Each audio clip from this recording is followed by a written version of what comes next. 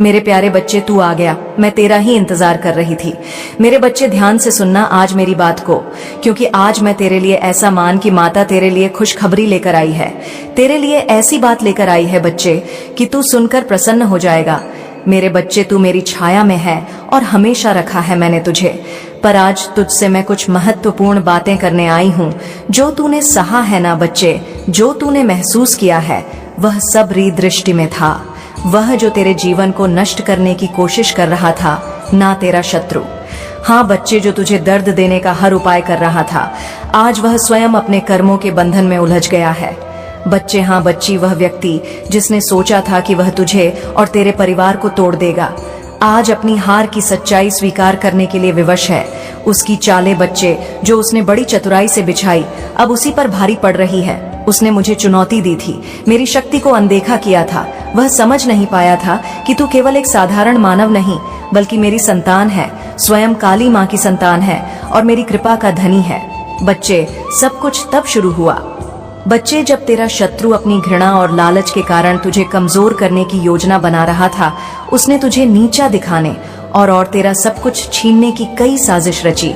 उसके मन में केवल बदले की भावना और तूफान की तरह तुझे गिराने का उद्देश्य था।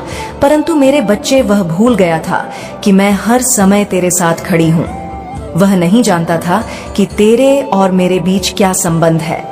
मेरे भक्त को नुकसान पहुंचाने का प्रयास करना स्वयं अपनी बर्बादी का कारण बनता है।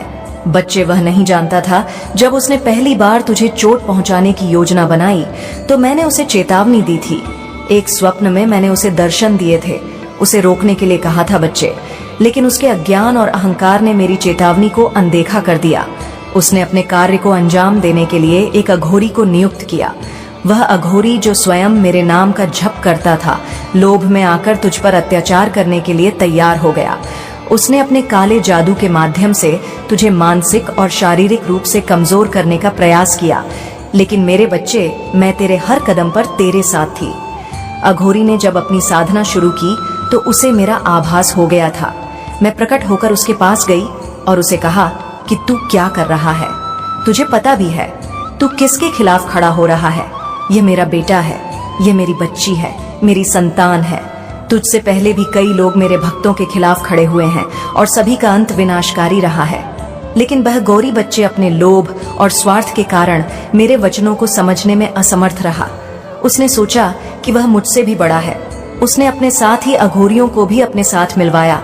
बच्चे, जब उन्होंने अपनी योजना आगे बढ़ाई तो मैंने उन्हें दूसरी बार चेतावनी दी। इस बार मैंने उनके मन को झंझर दिया। बच्ची, उनके आसपास अजीब घटनाएं ने लगीं। उनके साथ ही अघोरियों ने उसे डांटना शुरू किया। बच्चे कहने लगे, तू किसके खिलाफ जा रहा है? तुझे पता भी है काली माँ के भक्त को नुकसान पहुंचाना क्या अर्थ रखता है? तू खुद अपने और अपने परिवार के विनाश को बुला रहा है। लेकिन वह अघोरी, जो लोभ में अंधा हो चुका था, अपनी योजना को अंजाम देने के लिए अडिग रहा। उसने मुझे चुनौती दी और मेरी शक्ति को तुझ समझने की भूल की। बात तब समय आ गया था जब शत्रु और अघोरी ने अपने इरादों को अंतिम रूप देने का प्रयास किया। उन्होंने अपने साधनों का प्रयोग किया, परंतु मेरे बच्चे, मैं पहले ही तेरी रक्षा के लिए खड़ी थी। उनकी हर चाल बेकार हो गई। उनके हर प्रयास ने उन्हें और गहरे दलदल में धकेल दिया। वह गौरी, जो पहले आत्मविश्वास से भरा हुआ था, न बच्चे, अब डर और पछतावे से कांप रहा था। उसकी साधनाएं असफल होने लगी। उसे मेरे दर्शन हुए और मैं उससे कहने लगी, तूने जो करने की कोशिश की है उसका परिणाम तुझे भुगतना पड़ेगा। ये मेरा बच्चा है, ये मेरी बच्ची है और इसके खिलाफ खड़े होने की सजा तुझे मिलेगी। तुझे पता है बच्चे, जो अघोरी तेरे खिलाफ खड़ा था, आज वही अघोरी गंगा के तट पर खड़ा है। उसने अपने घुटने पर सिर झुका लिया है और रोते हुए मुझसे क्षमा मांग रहा है। वह कह रहा है कि माँ, मुझे माफ कर दो। मैंने जो किया वह अज्ञानता और लोभ में किया। मुझे एहसास हो गया है कि मैं कितना गलत था। अब मैं अपने प्राचीन स्थान पर लौट रहा हूँ, जहाँ मैं केवल तपस्या करूंगा और अपने पापों का प्रायश्चित करूंगा। माँ, उसके साथ ही जो पहले उसका साथ दे रहे थे, न बच्चे, अब उसे फटकार लगा रहे हैं। वह कह रहे हैं, उससे तूने यह कैसे सोचा कि तू माँ काली के भक्त को न नुकसान पहुंचा सकता है? तूने अपने अहंकार और लोभ में जो किया है उसका परिणाम अब तुझे भुगतना पड़ेगा। अब वह शत्रु जिसने यह सब शुरू किया था, ना बच्चे, उसके बारे में बताती हूँ। असली मजा तो यहाँ तुझे बताती हूँ। बच्चे में अपने कर्मों के आगे वह जल रहा है। उसकी हर योजना विफल हो चुकी है। तेरे शत्रु की जो लोग उसका साथ दे रहे थे न अब उससे दूर हो गए हैं। उसके सहयोगी उसे धोखेबाज और नीच कह रहे हैं। वह समाज में अकेला और अपमानित खड़ा है। बच्चे, मेरे बच्चे भले, वह तेरे सामने ऐसा था हंसते खेलते, लेकिन अंदर ही अंदर टूट रहा है। बच्चे, यह सब मैंने तेरी रक्षा के लिए किया है। तेरा शत्रु अब हर जगह से गिरा चुका है, उसके लिए कोई मार्ग नहीं बचा है। मेरे बच्चे, आने वाले दिनों में तुम्हारे जीवन में कुछ होने वाला है। अब तुम इस बात का बेसब्र से इंतजार कर रहे हो कि क्या होने वाला है। तो आने वाले दिनों में आजीविका के नए अवसर प्राप्त होंगे। मुझे झांत है, तुम्हारा सपना अभी पूरा नहीं हुआ है, परंतु जब तुम्हारा सपना तुम्हारे राह से बहुत निकट हो जाता है तब तुम्हें तकलीफ मिलती है। लेकिन तुम्हें इन तकलीफ से भागना नहीं है, क्योंकि जितनी बड़ी तुम्हारी तकलीफ हो उतनी ही बड़ी तुम्हारी कामयाबी होगी। मेरे बच्चे, क्या तुम्हें पता है, जो तुम सोचते हो उन्हीं को पा लेते हो। इसलिए आज मैं तुमसे कहना चाहती हूँ कि तुम्हें अब बड़ा सोचना है। तुम तो मेरी संतान हो, मुझसे ही उत्पन्न हुए हो। मुझे अपना एक बच्चा अति प्रिय है। तुम मेरी ही गोद पूर्ण रूप से सुरक्षित हो, इसलिए तुम्हें किसी से भयभीत होने की आवश्यकता नहीं है। इसलिए निडर होकर अपने सफर में आगे बढ़ो। तुम सही दिशा में सही मार्ग पर चल रहे हो, क्योंकि मैं स्वयं तुम्हारा मार्गदर्शन कर रही हूँ। ऐसा कोई कदम नहीं जहाँ मैं तुम्हारा मार्गदर्शन नहीं करा रही हूँ। मेरा आशीर्वाद और मेरा प्रेम सदा तुम्हारे साथ ही है। मेरे बच्चे, जब तुम किसी बात को लेकर चिंतित में रहते हो, तब कोई अदृश्य पवित्र आत्मा तुम्हें विभिन्न विभिन्न प्रकार से संकेत देती है। तुम्हें बताती है कि तुम अपने जीवन में अकेले नहीं हो। कोई अदृश्य शक्ति है जो तुम्हारे समक्ष ही है। जब जब हवा का झोंका तुम्हें छू जाए, जब अचानक ही तुम्हें कुछ अंग दिखाई देने लगे, रंग बिरंगी तितलियां दिखाई देने लगी, बिना बादल के तुम्हारे शरीर पर बारिश की बूंद पड़ जाना, तब समझ लेना मैं तुम्हारे समक्ष हूँ, तुम्हारे बहुत करीब हूँ। क्या तुमने ऐसा अनुभव नहीं किया है मेरे बच्चे? यह बहुत बड़ा संकेत कि मैं तुम्हारे समक्ष ही हूँ और तुम्हारे साथ जुड़ी हुई हूँ, और मैं जानती हूँ कि तुम्हारा हृदय अत्यंत कोमल है, इसलिए तो तुम सभी भावनाओं को हृदय से महसूस कर पाते हो। तुम बहुत ही भावुक हो, इसलिए तुम्हें निराश नहीं होना चाहिए। इसके लिए तुम्हें बहुत ही प्रसन्न होना है कि तुम्हारा हृदय इतना पवित्र है। तुम्हारा हर एक आंसू मेरे लिए बेहद कीमती है।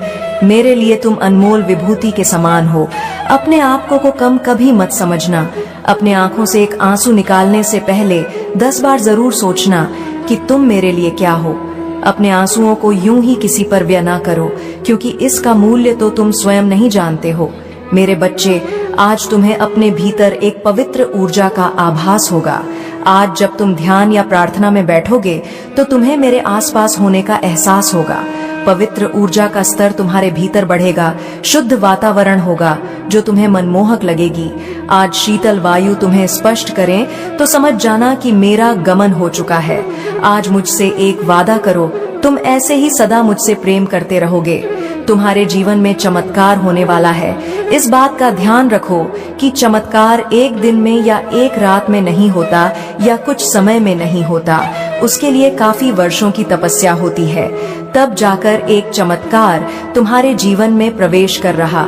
क्योंकि तुम्हारे सभी ऐसे कार्य जो कि मुझे बाध्य करती है, तुम्हारे जीवन में किसी अद्भुत शक्ति का आभास होता है। तुमने काफी वर्षों से कुछ कार्य पहले से ही किए हुए हैं, जिससे तुम्हारी एक शक्ति आकर्षित हो चुकी है। अब एक छोटा सा कार्य उसे तुम करो। इस तरह समझो कि तुम्हारे शरीर के लिए केवल हाथ कार्य करें। उसी तरह तुम्हारे जीवन को अच्छा प्रभावित करने के लिए तुम्हारे हाथ ही जिम्मेदार होते हैं। जैसा कर्ण करते हैं वैसा ही तुम्हारे जीवन को बना देते हैं। हाथों की रेखाओं में माँ लक्ष्मी छुपी होती है और हाथों की रेखाओं में दुर्भाग्य भी छुपा होता है। यह तुम पर निर्भर करता है कि तुम्हें क्या करना है। इस बात को समझना हर किसी के लिए संभव नहीं कि जिस प्रकार शुद्ध नहीं होती, उसी प्रकार किसी हृदय स्वच्छ नहीं होता, और जिसका हृदय साफ होता है मैं उसके हृदय में वास करती हूँ। जिस प्रकार तुम केवल मंदिर में बैठकर मुझे स्मरण कर सकते हो, उसी प्रकार तुम अपने घर को मंदिर के समान बना दो, तभी परमात्मा का तुम्हारे घर में वास होगा। जिस प्रकार पूर्ण होने पर आखिरी में आरती करने के पश्चात ही पूजा संपूर्ण मानी जाती है, उसी प्रकार तुम्हारे सभी की गई अच्छे कार्यों के पश्चात छोटा सा आखिरी का काम करने के पश्चात तुम सभी कार्य पूर्ण हो जाएंगे। उसके लिए संध्या काल में या प्रातः काल में भी कर सकते हो। मेरी बहन लक्ष्मी जी मेरे साथ सदैव और मेरे समक्ष रहती है। जब भी तुम मेरे पास आओगे, संध्या काल में या प्रातः काल में, तभी तुम थोड़ा सा सिंदूर लेकर पहले मेरी बहन लक्ष्मी के चरणों में अर्पित करते हुए एक 21 बार बोल, हे माँ लक्ष्मी मुझ पर कृपा कीजिए, और माता लक्ष्मी को सिंदूर चढ़ा देना।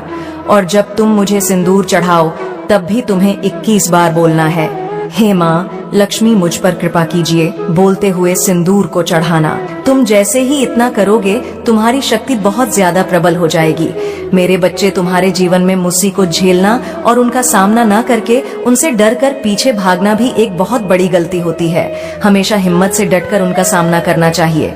नफरत को हमेशा नफरत से नहीं, प्रेम से जीता जा सकता है। यदि तुमसे कोई क्रोध करता है तो उसे प्रेम से बात करो, वह कितना भी क्रोध करे, लेकिन तुम क्रोध में कभी उससे वार्तालाप न करने की कोशिश करो, क्योंकि यदि तुम प्रेम से बात करते रहोगे तो उसका गुस्सा भी धीरे धीरे करके शांत हो जाएगा। मेरे बच्चे, इस बात को कभी मत भूलना कि एक चुप व्यक्ति सैकड़ों को हरा देता है। आवश्यक यह नहीं कि तुम मुझे क्या अर्पित कर रहे हो, आवश्यक यह है कि तुम कितने विश्वास के साथ अर्पित कर रहे हो, कितनी श्रद्धा के साथ अर्पित कर रहे हो।